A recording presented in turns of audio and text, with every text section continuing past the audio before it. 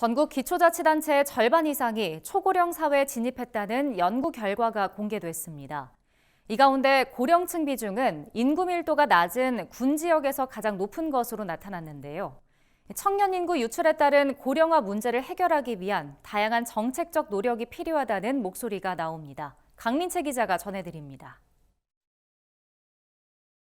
전국 기초자치단체의 절반 이상이 초고령 사회에 진입한 가운데 고령층 비중은 군 지역에서 높은 것으로 나타났습니다.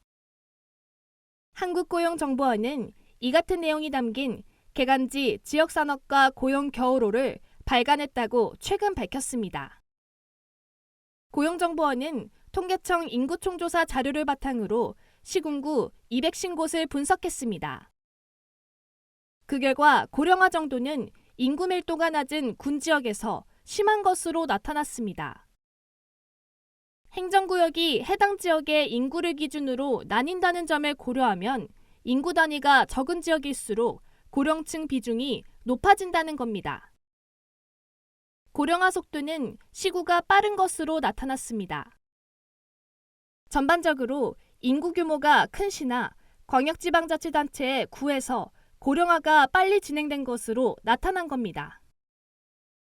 고용정보원은 고령화 속도를 2015년과 2022년의 고령자 비율 차이를 7년으로 나눠 계산했다고 설명했습니다.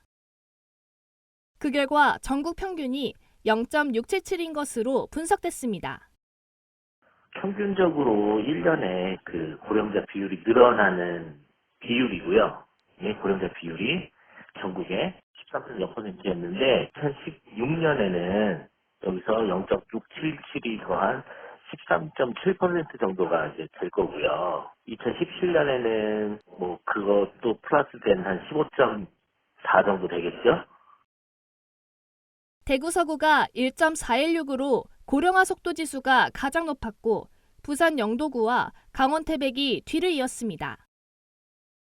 17개 시도 가운데 부산은 0.968로 고령화가 급속하게 진행된 것으로 나타났습니다. 이들 지역에서는 모두 65세 미만의 생산 가능 인구와 이들의 자녀로 예상되는 15세 미만 인구의 순유출이 발생한 것으로 조사됐습니다. 군 단위는 이미 고령화가 많이 진행돼 고령자 비율이 높은 상태였습니다. 때문에 수도권을 제외한 지방도시에서 오히려 인구 변화가 컸습니다. 실제로 제2의 도시로 꼽히는 부산에서 양질의 일자리가 부족해 청년 인구 유출이 계속되고 있는 것으로 나타났습니다. 개간지에는 한국지방행정연구원이 시행한 연구 결과도 함께 실렸습니다. 지방행정연구원의 연구 결과에 따르면 2017년부터 2022년까지 연령대별 순이동률에서 수도권, 세종시, 제주를 제외한 대부분 광역지자체의 청년 인구는 급격히 빠져나간 것으로 나타났습니다. 반면 65세 이상의 노년층 인구는 완만하게 유입된 것으로 조사됐습니다. 이원도 한국지방행정연구원 센터장은 지방의 경제활동 인구가 감소하면 지역에 남은 고령 인구의 삶의 질에 악영향을 줄 수 있다고 밝혔습니다. 그러면서 관광객 같은 생활인구 증대와 함께 지역 맞춤형 산업과 일자리도 창출해야 한다고 강조했습니다.